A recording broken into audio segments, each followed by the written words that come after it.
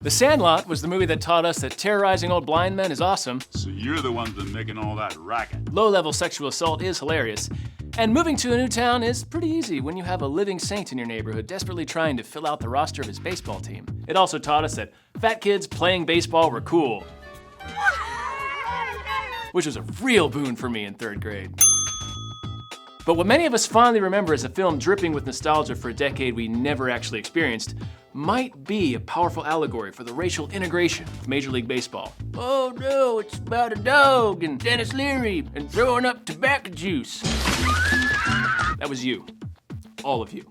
Well, hear me out. The movie takes place in 1962, right when the civil rights movement in America was picking up steam, and Benny the Jet Rodriguez is the leader of the Sandlot Orphans, which is the team name I've just assigned them. Benny's team is a pretty diverse bunch of kids, and they're all awesome baseball players, but we're given the impression that the rest of the neighborhood sees them as a bunch of shit-kicking troublemakers.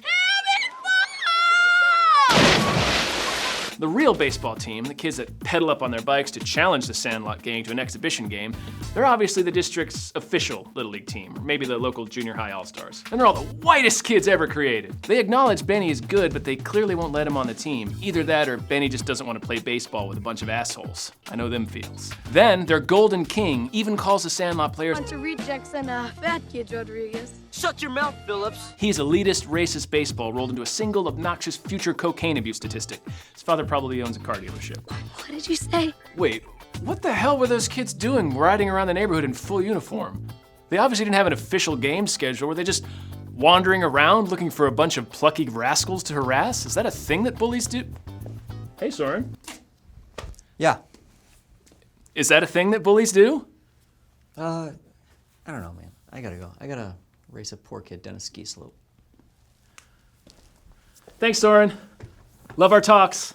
He's the best. The Beast, the terrifying dog soaked in urban legend that serves as the film's primary antagonist, is a big, scary monster that steals Small's autographed Babe Ruth ball. The dog embodies white America's feelings about baseball integration, a shambling ogre that would taint the legacy of all the great white players who came before it. When the Beast gets the ball, the game is over. And that's the irrational fear of integration, that baseball would be over if anyone but white people got to play. The Beast is even physically separated from the Sandlot by a giant fence. The gang's fear of the Beast, and consequently of the black baseball player who owns him, is fueled by ridiculous stories passed along by a caricature of a fearful white person. Forever. Who in turn learned the story from his own family. My grandpa, Squigman Palladores, was police chief back then.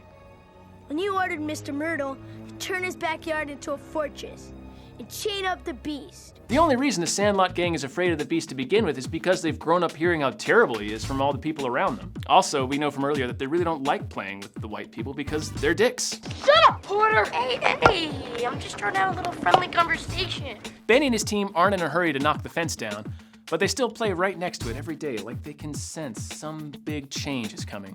And the Beast stops looking like a monster and more like a normal dog the second Benny finally hops a wall of garbage and meets him on equal footing. When the Beast gets over the fence, he chases Benny through a public pool, a school, and a park in a middle-class neighborhood, places that were infamously segregated. The only people they offend during that entire chase sequence are white folks. Ooh, a big daddy. And 2 vaudevillian chefs doing a zany cake routine for some reason. When they finally get back to the Sandlot and knock the fence down, Benny and his team see that the Beast has a whole mountain of baseballs. All the great games that finally get to be played now that the wall is down.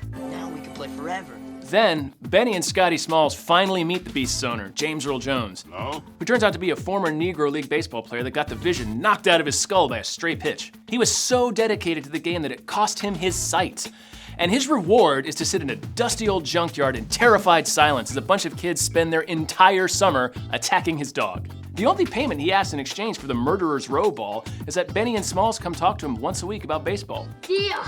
He mentors these 2 kids, passing along years of priceless knowledge and experience that they never would have received had that fence not been felled. Consequently, Benny and Smalls are the only 2 members of the Sandlot gang who grow up to be involved in Major League Baseball. The rest pursue other accomplishments of varying esteem, except for Bertram. Bertram got really into the 60s, and no one ever saw him again. This is another way of saying that a moccasin-clad Bertram OD'd on a balloon full of heroin in somebody's bungalow. One final piece of evidence, Benny wears a Dodgers cap the entire movie. And barrier-shattering baseball legend Jackie Robinson played for the Brooklyn Dodgers. Your move, Internet. Boy, that video was fun, huh?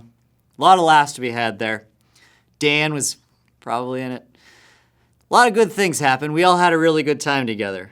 go ahead and go down to the comments and tell us the most intricate details of this video that was about dogs, I want to say, or subscribe to our channel, or share this video, disseminate it as you see fit. If you didn't like it, maybe now's the time for quiet.